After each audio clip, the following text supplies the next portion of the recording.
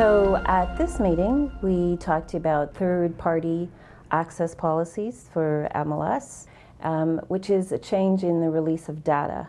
Part of that was we had a limit to 500 listings which were being provided. They said this isn't working, it's causing problems. If we're trying to do a search in an area and there's more than 500, we can't get that information. If you say you're in downtown Vancouver and a client specifically wants to have information through the product that they're working on your website, it will allow all of the listings that they want to see to actually show up instead of eliminating them because it's past the number that we had put in place as a restriction.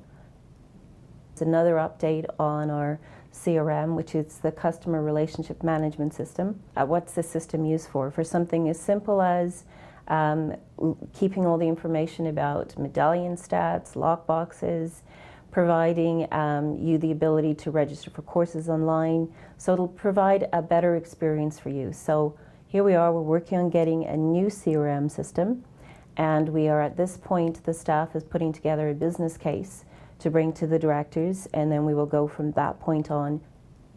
So we're coming up towards the end of our contract with our current MLS provider. And it's time for to be reviewing, and we actually have been reviewing alternative systems for quite a few months. What we know is that the provider of the MLS system that we're currently working with, it provides us with ML Exchange, and they're not focusing their energy on that or on Fusion, their other product.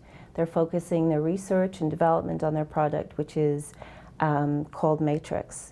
So we are definitely looking at making a change to a new MLS system, whether it is that product or one of the other two products. This new system that we're talking about isn't going to happen until 2015.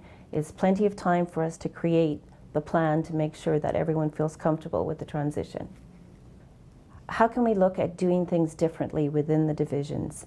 Why don't we create a task force that's going to look at the divisions in a more visionary way, kind of thinking outside the box, looking at how can we improve what goes on within the divisions.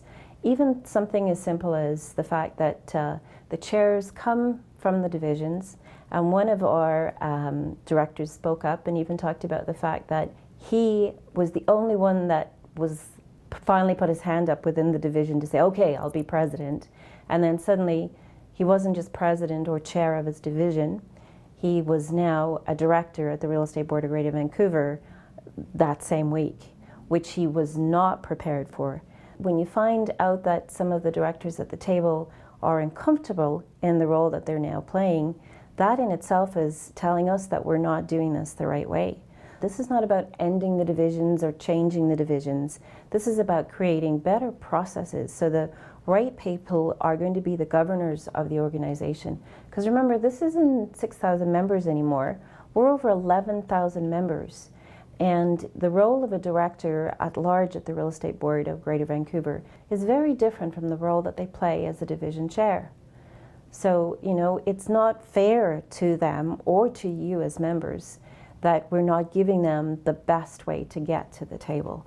So this is about an exploration of trying to try out some other things, do things differently, and in the long term benefit everybody in the divisions. I just wanted to congratulate Darcy McLeod, who was elected into the position of President-elect. He's currently our Vice President, and we're delighted that he's now coming in as the President-elect. He's an excellent asset at the table. He's a very effective director. And congratulations, Darcy McLeod.